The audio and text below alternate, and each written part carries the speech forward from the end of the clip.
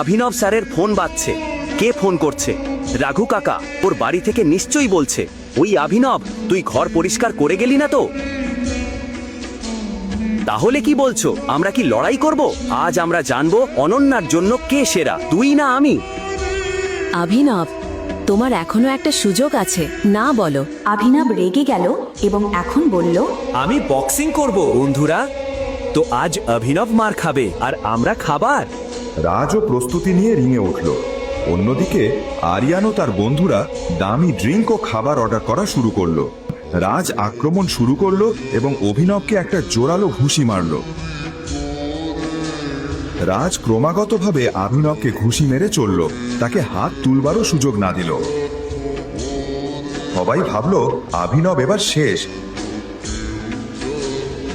বন্ধ কর অভিনব, আত্মসমর্পণ কর এবং এখনই বেরিয়ে এসো।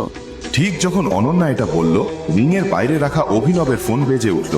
অনন্যা যেন ফোনটা না দেখুক এটাই ভেবে অভিনব দ্রুত উঠে পড়ল এবং ঠিক রাজ আঘাত করার জন্য এগোতেই অভিনব রাজকে এমন এক শক্তিশালী ঘুষি মেরেছিল যে রাজ সেখানেই অচেতন হয়ে পড়ল। অনন্যার দৃষ্টি অনন্যার ফোন থেকে ছুটে গেল মাটিতে পড়ে থাকা রাজের দিকে।